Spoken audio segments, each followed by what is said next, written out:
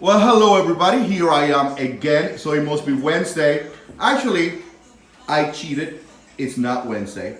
But I figure I get all these good people over here on this table. Yeah, look at that. Look at Peter and Andrew. And who's that guy over there? That's a pastor. Yes.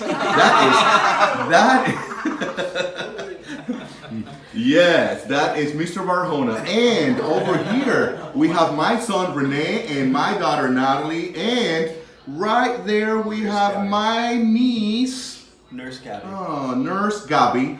And by the way, this young lady over here, the one that I got first, that's my daughter-in-law. And I have a question for them today. The question is, who is your most memorable teacher and why?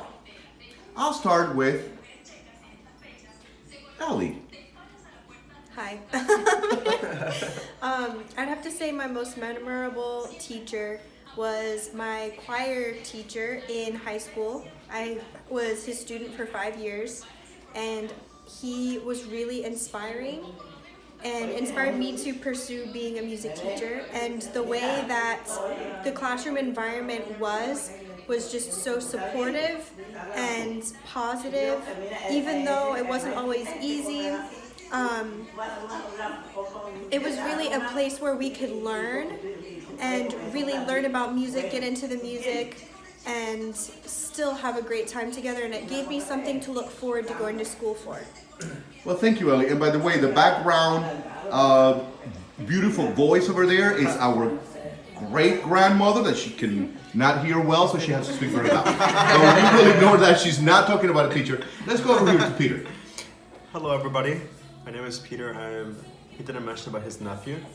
I didn't mention Peter. No, Peter's just a random man. Oh, it's just a random man we picked up. That this He is was my hungry, nephew he likes Peter, lasagna. and he is. I'm just crashing the party. All right. Go ahead. I would say that my most memorable teacher was probably my piano teacher, Leslie Hammis, who was my teacher for about 7 years.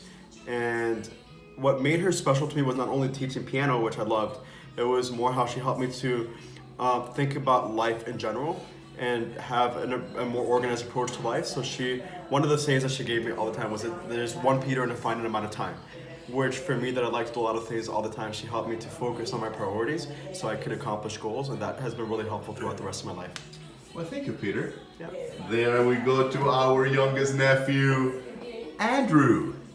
Andrew, please tell us about your most memorable teacher. My most memorable teacher was my English teacher because she helped me write better, and now I can do better in more classes and get better grades. And what grade? In 8th grade. All right, well, thank you. That was very inspiring and short. I'm still in school. So. And now we're going to go to Mr. Barjona. Most memorable teacher is Walter Turner.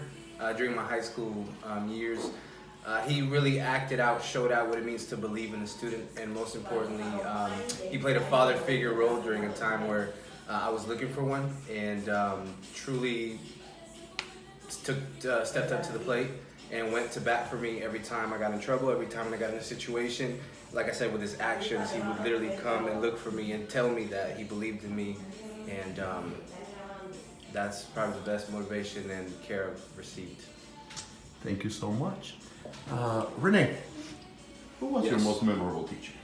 My most memorable teacher was my American history teacher, Mr. Bastian, in 8th grade. He was just a really great teacher. He really got us excited to learn. And it was history, so it was just one subject, but he really got us excited to learn just in general. Whenever we had his class first during the day, which happened once or twice during the week, we were just, most of us in that class were just really excited to be at school for the rest of the day. He was just a really inspirational teacher, and he really taught us that, learning, it's not something that we just have to do, it's something that we should want to do.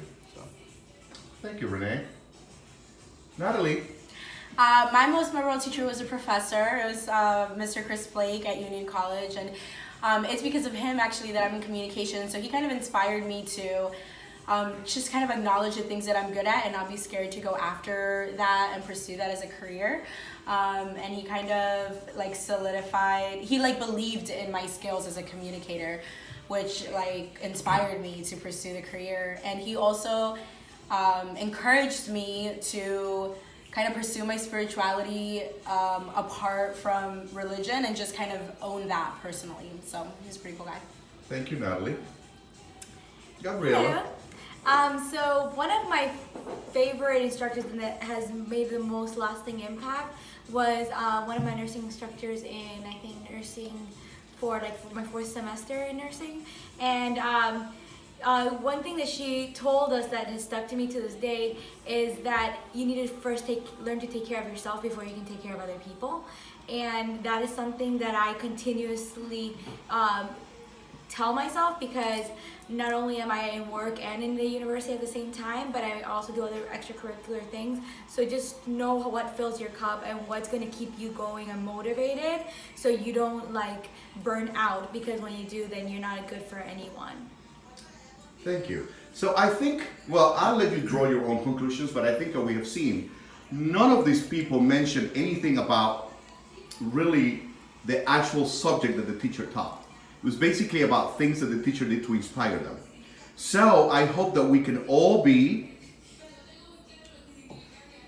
inspiring teachers, that we can inspire students like this lady right here and our nephew, Peter, and Andrew, and Pastor.